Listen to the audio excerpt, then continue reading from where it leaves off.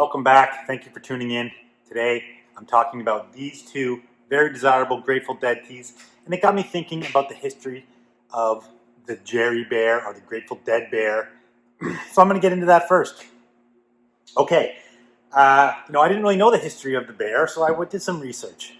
Turns out the Jerry Bear, as I know it, first appeared in 1973 on the cover of the History of the Grateful Dead Volume 1 album. The Grateful Dead Bear, as we know it, or the first iteration of it, was created by Owsley Bear Stanley, okay? This history is actually super sick. He created it, he toured with the Dead. He also recorded tons of their shows on tapes and started the whole tape trading phenomena with the Grateful Dead. And then everybody started recording their shows and trading tapes in the parking lot. It's part of the parking lot culture of the Grateful Dead. But not only that, this guy, Bear Stanley, was responsible for producing a lot of the acid consumed throughout this period, okay, through the 60s and 70s. A quick sidebar. Who out there has taken LSD?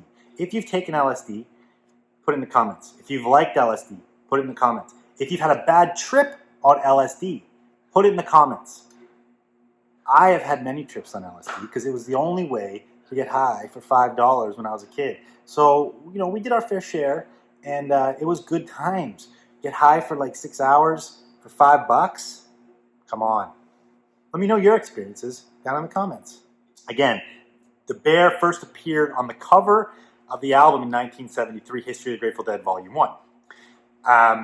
It also appeared on tabs of acid throughout that period, or maybe a little bit later. But it got me thinking, and these two shirts that I have today, these are from the 90s.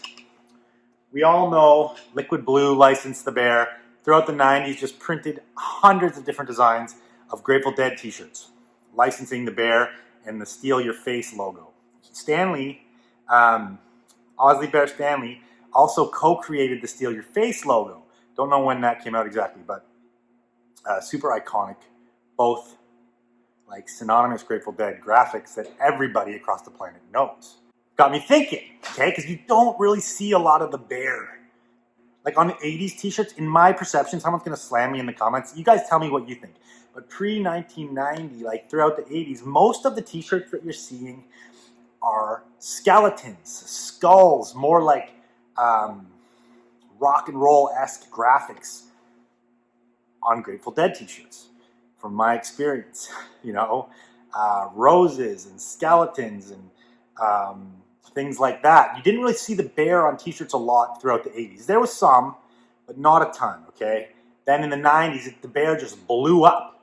And, people like The Mountain and Liquid Blue licensed them, and you see them on like hundreds and hundreds of different t-shirts. Bootleg t-shirts, bootleg like frat t-shirts, parking lot t-shirts, licensed t-shirts. The bear was freaking everywhere throughout the 90s. But again, you don't see it through the 80s as much. It's an interesting history, and kind of wanted to go down that rabbit hole. So I have these two shirts. These are some of the more desirable bear tees. Don't know the names. This is the Bears in Space tee. Single stitch. It's on this really cool mountain tag, which is definitely an older mountain tag. This one's 1992. Has the mountain license. 1995, but has the mountain licensing right there. Most of you guys know the mountain now from doing like animal print t-shirts that you find in gas stations or like souvenir shops.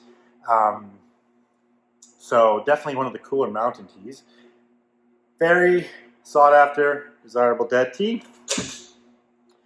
And this one here is the LL Rain rare long sleeve version. Liquid Blue, 1995 as well. Look at that, 1995, Liquid Blue. And what this is like a spoof on the LL Bean catalog, right? The bears are fishing, sitting around the campfire on the back, and it's got the Liquid Blue logo on the tent there. Again, another very desirable shirt. This one's actually an XL on a Fruit of the Loom. These shirts are for sale. If you want to buy these shirts, you can hit me up right here.